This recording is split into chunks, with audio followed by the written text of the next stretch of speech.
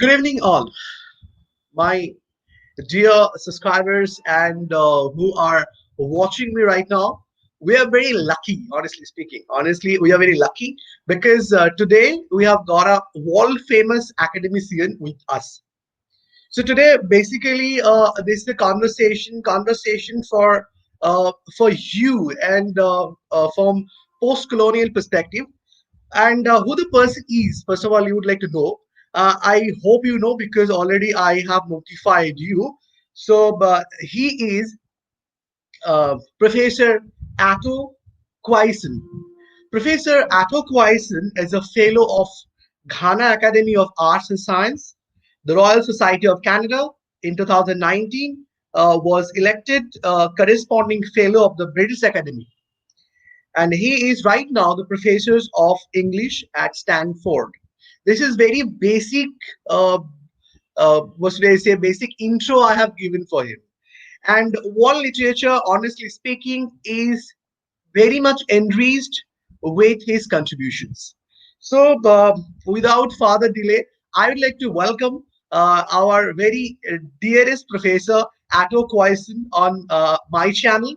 And if you have any question regarding English literature, that you can ask because already I have taken permission from our honorable guest that whatever is at the unfathomable depth of your heart, you can ask the question and regarding English literature, and he is there to answer your question.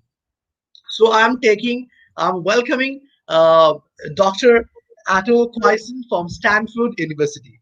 Sir, first of all, good morning to you because you would be amazed to know, sir, got up early in the morning to attend this show. It's 7 o'clock there in California, USA, and so he's joining me up from there. So I'm really lucky and fortunate to have you, sir, on my show. Uh, Thank you very much. Okay, so as I have already told you that if you have any question, you can ask me. But before I will to begin the discussion with a very basic question, so because most of the students would like to know about this thing, the post-colonial era. That what is post-colonial literature? What is, in a very simple, lucid manner, what is post-colonial literature? Because it's a very in a different way we come to know. So if you just explain us, so. Well, the term post colonial, of course, on the surface just means after colonialism. So post colonial.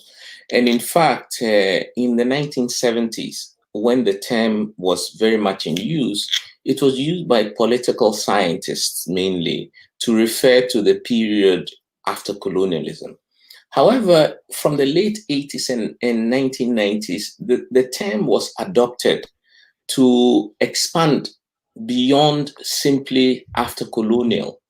And so the term post colonial or post colonialism was used to refer to processes during the colonial period and in its aftermath.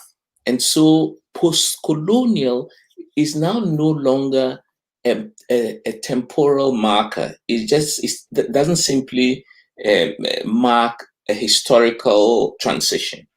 Now, what does it contain? Does the term post-colonialism and post-colonial contain?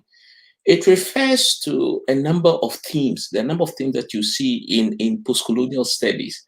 One is the structure and instruments of empire building. Now, one of the key structures and instruments of empire building was knowledge production. How did the colonial ruler or colonial authorities know the native? And there were various ways of knowing the native. Some of it included maps, map making. Some of it included censuses. So counting was very, very important for the colonial administration. But some of it also was based on a number of falsehoods. So they had ideas that they brought to them with them that they also projected onto the native. And so stereotypes about the lazy native, the sexually overcharged native, the angry native. So all these stereotypes of the native, whether in India or in Africa or in different parts of the world, Now, these aspects of the colonial economy, post-colonial critics are interested. That is to say, how does the colonist know their subject? But in relation to that also, how does the colonized, or how do the colonized resist, upturn those modes of knowing or modes of knowledge? So this is the colonial period. But the colonialism doesn't end with colonialism. That is to say, even after they pack up and leave, the residues of the effect of colonialism remain with us.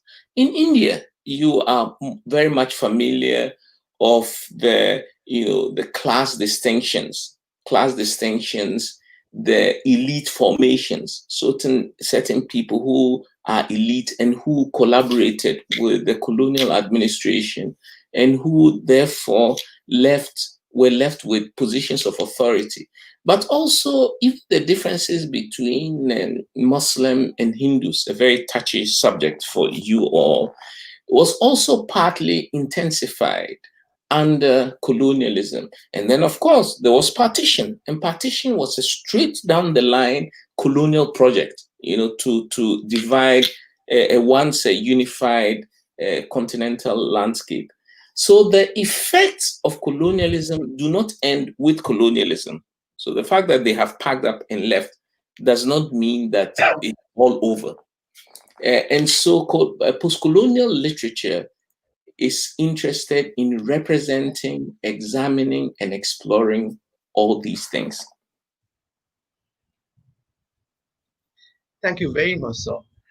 So, could you tell us that what is the difference between post-colonial and decolonial thinking?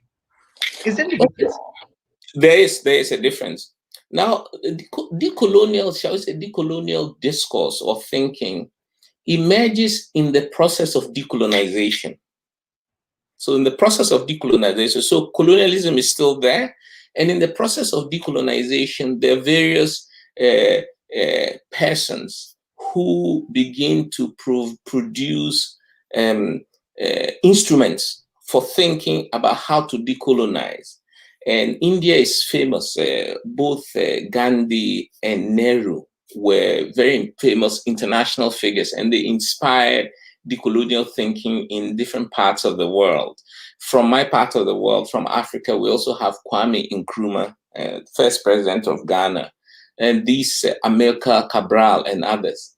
But also important are theorists such as Frantz Fanon, who produces various forms of thinking about the decolonizing. Of course, decolonial thinking is very much about taking a clear position against the colonizer. So it's as it were, it establishes a certain duality, a structure of duality specifically targeted against the colonizer. But of course, decolonial, some people argue that we have to also decolonize the mind, and What can go? decolonizing the mind is more difficult than breaking the shackles of colonialism. So that would be the difference. Yes, sir. Thank you very much. Uh, so, if I say, can post-colonialism be termed as neocolonialism? No, postcolonialism is different from neocolonialism. Postcolonialism is a set of theoretical instruments. So, post-colonial theory, for example, is a set of instruments for how to dismantle, various residual forms of thinking. But neocolonialism is colonialism via other means. So, for example, some people argue that so-called arguments about globalization and financial liberalization, they're all neocolonial because they insist on creating surplus labor in the global south. So for globalization to work, some people have to remain poor because they need Yeah, definitely. Globalization is not interested in making everyone wealthy. That's not how it works. Globalization needs a pool of cheap labor always, and that pool of cheap labor is then available to be exploited by companies, sometimes in our own home countries. So that's one aspect of neocolonialism. But neocolonialism also works by co-opting leaders in our own countries. So there are political leaders in our own countries, in Ghana, in India, who are in bed. They are gatekeepers. They facilitate the process by which we remain tied, shackled to the desires of the Euro-American West. That is neo-colonialism. It's colonialism not by sending white administrators. Now, the white administrators have left. They're no longer in our countries, but they are still have elements by which they keep us in debt to them. They don't give us adequate trade terms, for example. The terms of trade are not the same. You have to pass through all kinds of hoops to be able to trade with the West, and so on and so forth. And even the terms by which we borrow money from them are very, very extreme and harsh, and so on and so forth. They prefer to give us aid than to allow us free trade.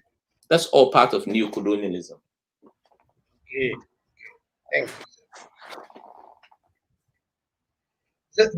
This question, I don't know exactly whether I should ask this question or not, but I find that how far do the post-colonial studies hold relevance today? How far do they hold relevance today? Yes. Well, to me, it's very relevant because the project of post-colonial theory or post-colonialism is ultimately ethical. And the questions that it touches upon are very complicated and persistent. What is the nature of freedom? So when you say you are free, what does it mean to be free? What is the nature of freedom? What is the nature of memory? One of the things that colonialism did was that it made us feel ambivalent toward our traditions and our past. So the past of whatever Hindu mythology or culture, people became ambivalent toward them. Now, this ambivalence acts as a way. So it's not just that you're ambivalent because you do not know whether to go left or right, but actually it hampers your capacity to make the right choices now. If you're ambivalent about your past, you will never make the right choice today. So all these things are relevant to a postcolonial critique or postcolonial analysis. Remember that postcolonialism is also about critique of our current national systems. So postcolonial studies will also examine what do our national systems do to keep us repressed. Police brutality, not just in the United States of America. Police brutality is everywhere. You find it in Africa, you find it in Europe.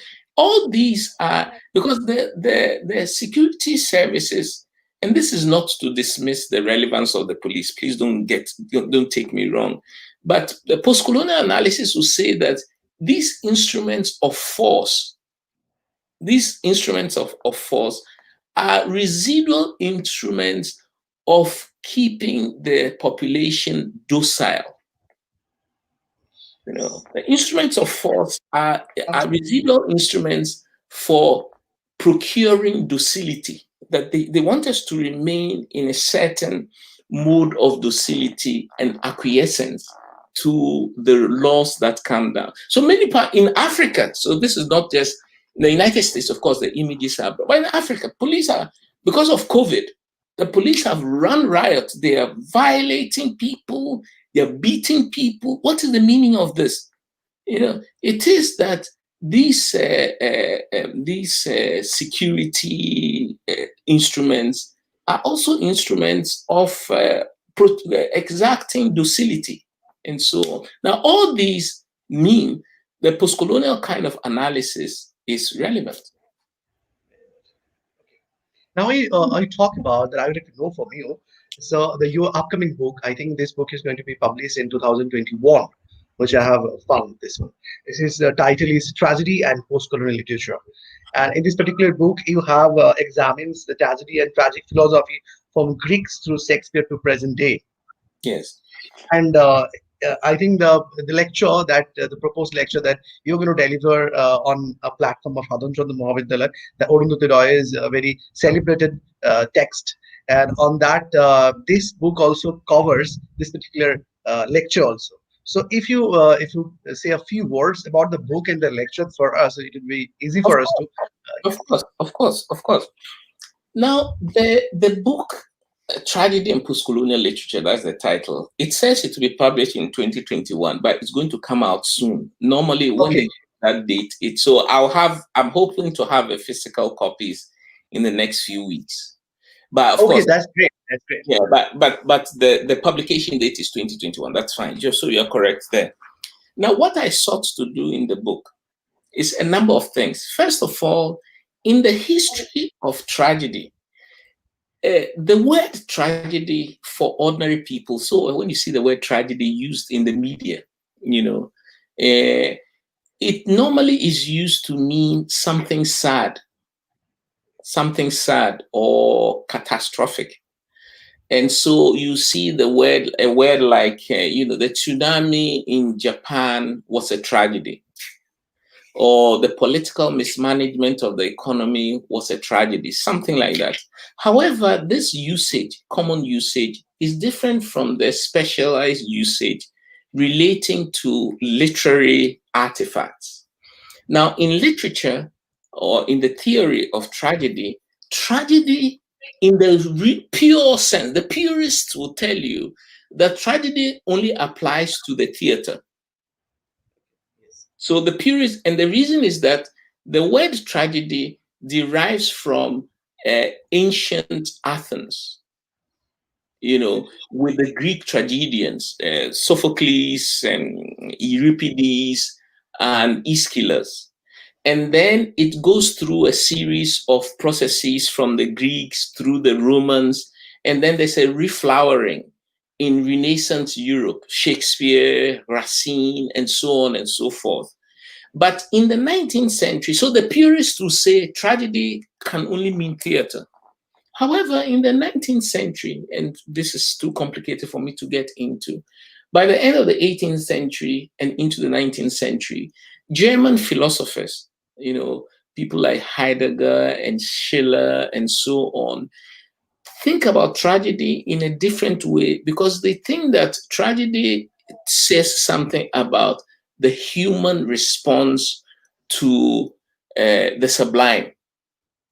The sublime. And so the response to something incommensurate, something larger than us, is a response that goes beyond the theater. These are going into German philosophers. And therefore, you can understand history through tragedy. So we have Heidegger's famous interpretation of the dialectics of history. It's a form of tragic interpretation, but it has migrated from the theater. And it continues migrating so that by the 19th century, we find tragedy in the novel or tragic ideas in the novel. It migrates further into film and so on and so forth. Anyway, so this is a very brief history of tragedy. What I wanted to do is that throughout the big discussions of tragedy in the 20th century, we're thinking of George Steiner, Raymond Williams, and Terry Eagleton.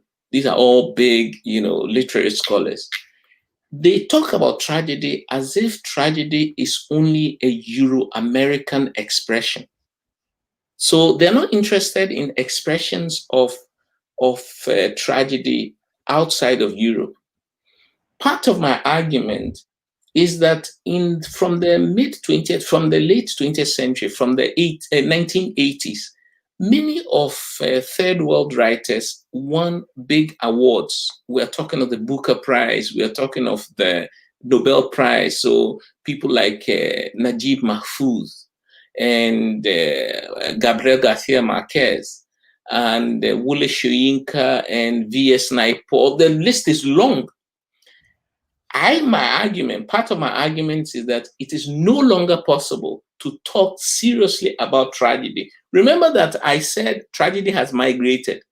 It is Yes. now no longer possible to talk about tragedy without talking about postcolonial literature, which also talks about suffering. The final component of my answer, and then I stop, is that the way I define tragedy in this book is that tragedy is about suffering. So it's not just about catastrophe. So there are novels or plays where the people do not die at the end, but it is tragic.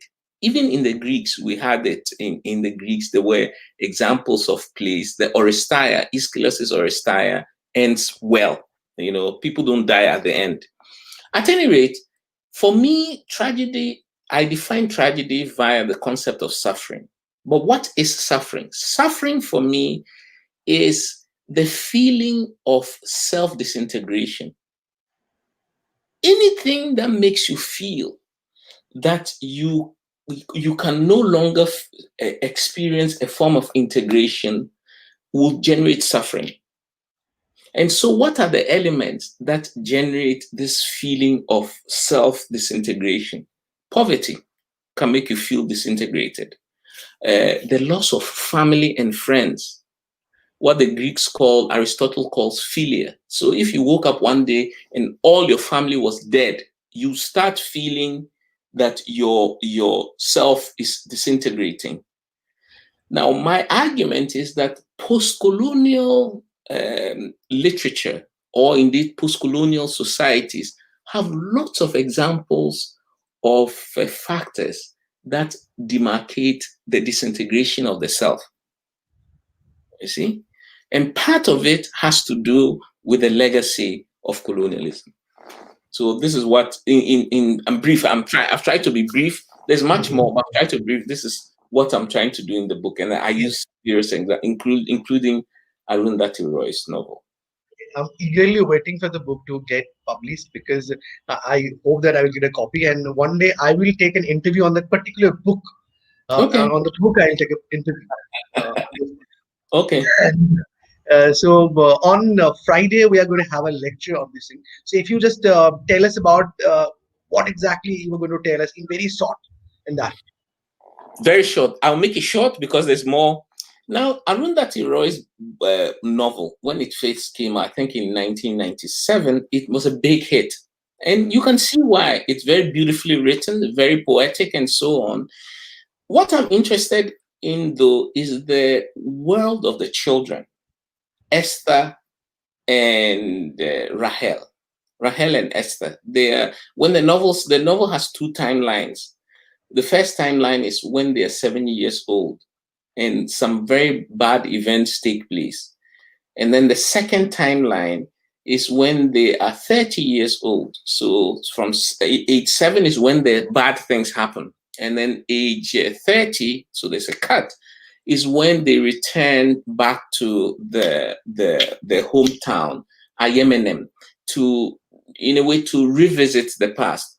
What I'm interested in is this focus or focalization through the eyes of the children, you know, and that the fact that the novel is very much voiced as though it is children playing allows us to compare the novel, even though the theme is very heavy, it's very sad. We can compare it to other young adult or children's novels. And one of the principles, and I'll explain this more fully on Friday, Absolutely, absolutely. one of the principles of children's novels everywhere, and I'll give different examples, is that inside a children's novel, a young adult novel, the world of, so there's there are children playing and so on, but they also have to interact with the world of adults. All children's novels have adults, but typically in the children's eyes, the adult world is a world of enigmas. And so And this enigmatic world, which impinges on the world of childhood, requires children at all times to try to interpret what these enigmas are. But the nature of the enigmas can also be detrimental to the self-integration of the children. So this is what I'm going to be looking at, that in Arundhati Roy's novel, it is similar to other children's novels, which I'll exemplify. But there's one big difference. This enigmatic world of adults introduces menace. And so it leads to a disintegration of the selfhood of the children. And so it's a tragedy. So I think that sir has told us in short to get this one in a great way. In total, then you have to watch the live program on Friday, which will come on the platform, digital platform of Sadhan Chandra Mahavidyalaya. And I would like to inform you one thing. As sir just got up in the morning because it's 7:30 right now. I think he is very busy. So in a busy schedule, I have caught him. So I'm extremely sorry for that.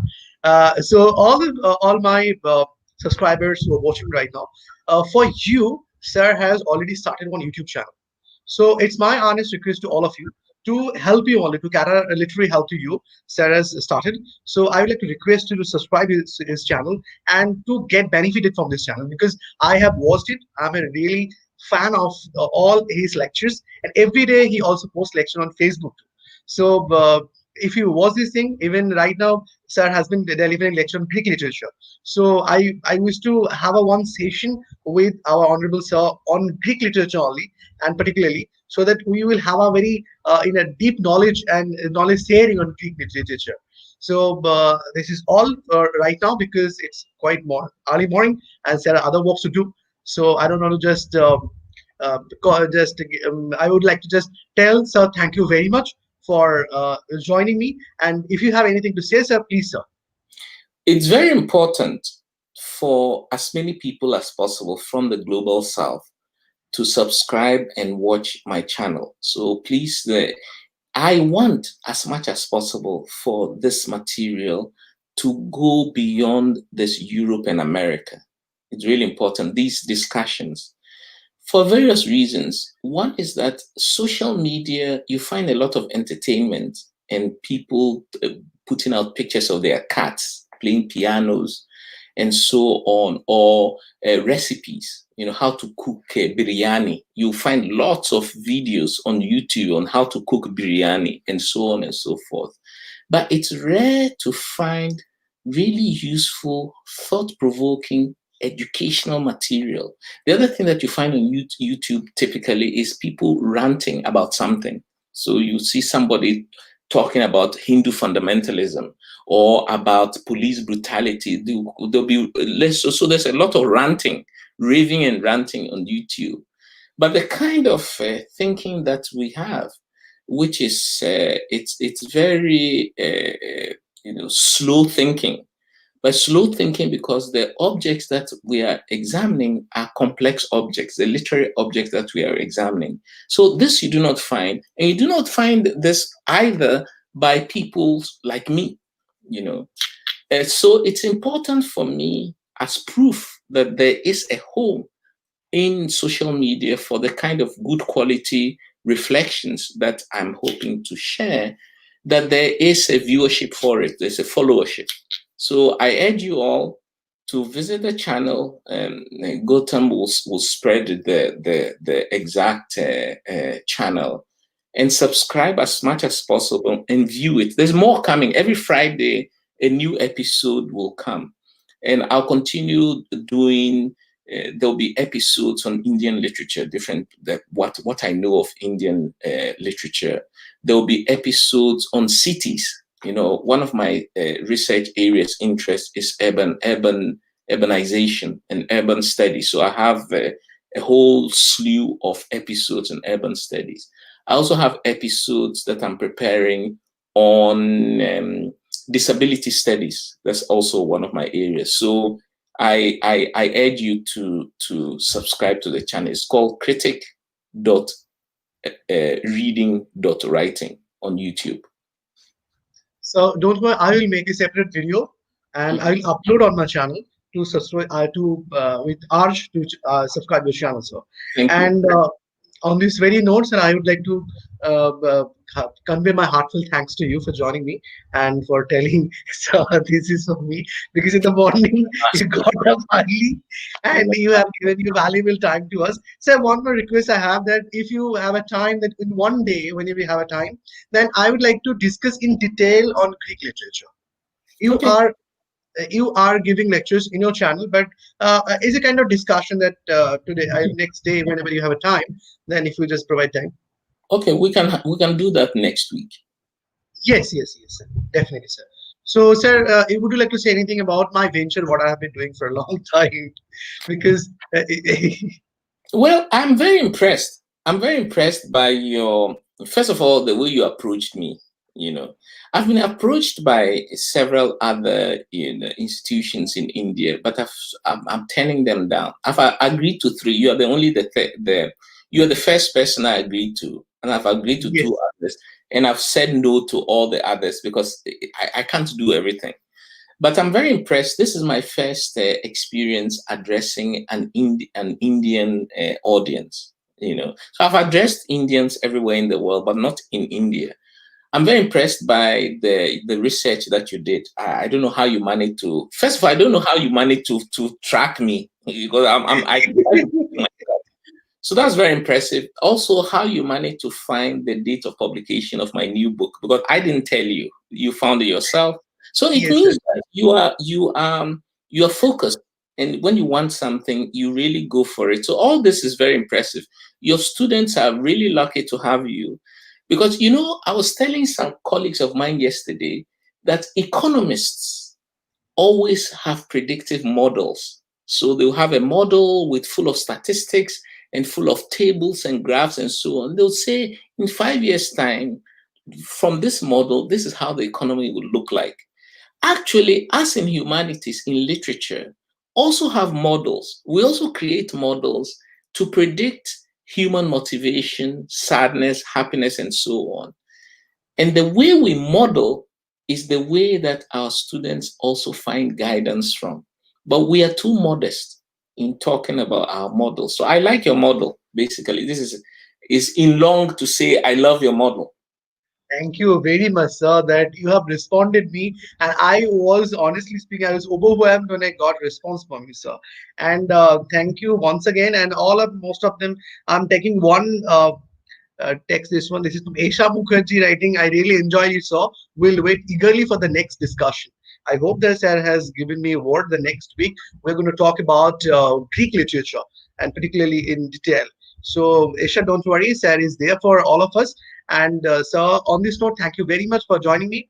And I hope the next time we're going to meet very soon. On Friday, sir has a lecture on the digital platform Hadochada Mohammed. Do join, and I hope that will be very illuminating and getting session. So on this note, And join the channel. You subscribe to the channel, my channel, Critic Reading yes, Right. definitely, definitely. So that I'll make a separate video for you for your channel, and that I upload on my channel so that the people can get everything to that. All So right. I'm just ending the broadcast. So be there. I would like to say a few words with you. All Just right. ending Thank the you. broadcast. Thank you. Thank you very much for all the viewers.